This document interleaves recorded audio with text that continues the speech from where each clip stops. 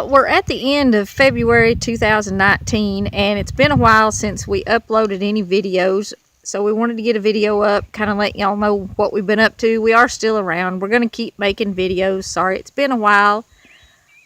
We are doing another houseboat build, and there's a couple reasons why we're doing a different build. The Coroplast, if you watch the other videos, it held up really, really well on the walls, but it kind of blew on the roof.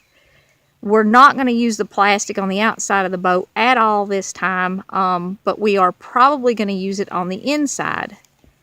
And the structure that you see up here that's just framed, that was actually the structure off of our old boat that had plastic on it. We're going to reuse most of it again. It will have some modifications made to it. One of the big reasons why we're rebuilding is our first boat had the small pontoon logs on it. Now, when we went shopping for it, we didn't do enough research before we left, and we had no idea that there even were different size pontoon logs. But now we know, and we've got this 24-foot boat now with very large logs on it. And this boat also has an aluminum deck.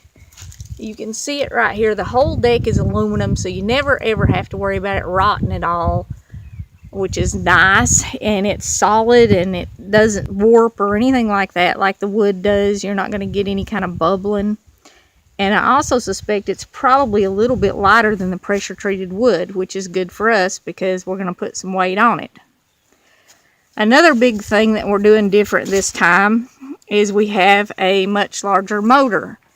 We've got an 85 horsepower Evinrude. It does run. We heard it start, but it needs tuned up. Probably needs a water pump. We're not sure, but we suspect it needs a water pump. Last time we had this 35 horsepower Force, which we went through, and it does run really, really good. So if you're looking for a small boat with a nice trailer and a motor that runs good, you know, we add the axle to the trailer and it's got all new tires. We are selling the old pontoon boat, and it'll come with the gas tank and controls and all that stuff. Let's see, what else are we doing different? Oh, we have this old FEMA camper over here in the yard that one of our kids left us with. We inherited it when they moved out. The roof is leaking, and a lot of it's in pretty bad shape, but all the kitchen is good. So we're gonna take some stuff out of that. I'll take you over and show you some of what we're taking out of it. And also we bought a set of windows. They're stacked up over there in the barn. They're aluminum single pane windows that came out of a mobile home when the people were remodeling it. And they're lightweight because they have the aluminum frame and the single pane, but they're still solid, so we're going to be using those. Let's go over to the trailer. It's kind of in bad shape. It's leaking on this end, and this whole end of it is pretty much destroyed. I don't really think it's salvageable for anybody to use or live in, and it's not really a travel trailer because of the way they did these. It doesn't have the holding tanks. But what I'm hoping I can get out of here, and it's hard to tell, the kitchen is still in pretty good shape. It'll need a new faucet, but it has the oven and the range hood, the microwave, all that stuff works. I'd like to get this kitchen out of here. And also, this table, it's pretty good, and it does serve as a bed if you wanted to have extra people. And all the cushions that go on it are still okay. They're piled up on the couch. And we'd like to take the shower out. Now, we probably won't take this bathroom sink because you really don't need two sinks, and we are going to have limited space. But the shower's pretty nice. We would hook it up to one of the water heaters like what we put in the camper, the on-demand water heaters. Maybe take out that medicine chest. That's pretty good. The toilet is not a camper toilet. It's just a regular toilet because they made these, you know, for people to stay in when their homes were flooded during Katrina mostly.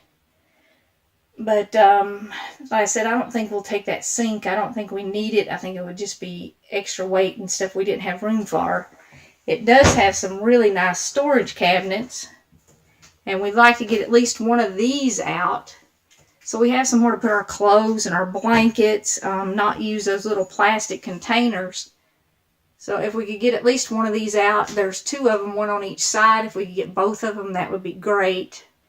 We won't be taking this refrigerator, of course. It's just a 110 refrigerator, and we don't want to try to generate that much power on the boat.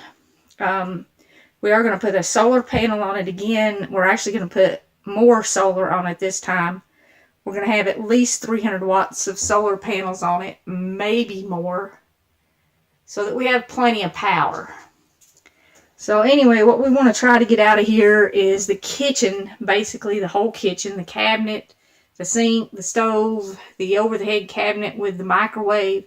Not sure it'll all fit, but we're going to try. And the table, and then that shower. We're debating about the air conditioner because it does work, and we're doing a flat roof. I said we're still debating. We might take the air conditioner too. We spent about 4 hours out here working today, and it was another day of destruction. If you remember, on the back of the boat, we had a counter all across, and we had some shelves on both sides.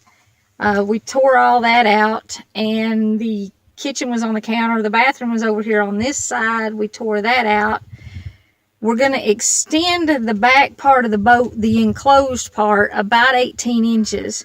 And the bathroom will be in the back, and there will be a walkway that goes actually through the middle of the bathroom, similar to the way they build campers now.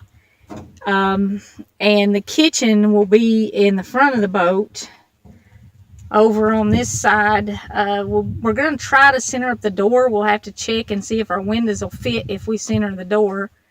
And we're going to get a more solid door. It'll still be a camper door, but we want something solid that we can lock up. And the kitchen will be all along here. The table and that counter out of the camper. And then the bathroom will be back here. And of course on this side we'll have to have all the controls. The helm will go over here. And we're going to put our bed up here in the other corner.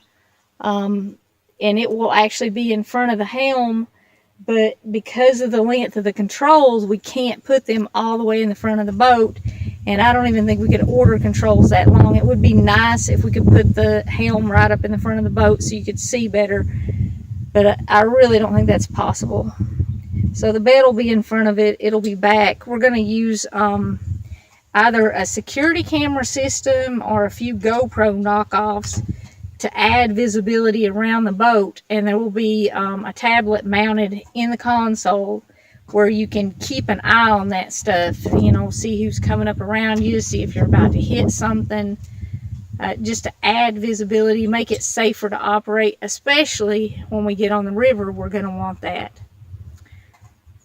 But it's not bad for 4 hours.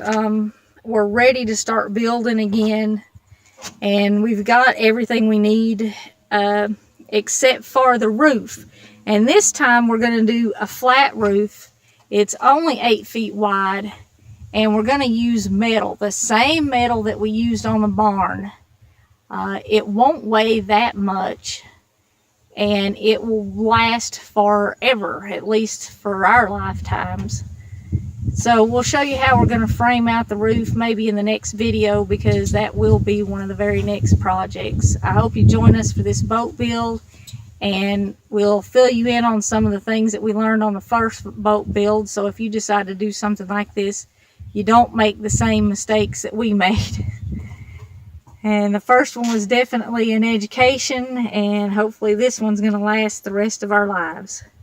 Thanks for joining us on Brett and Becky. God bless. We'll see you next time.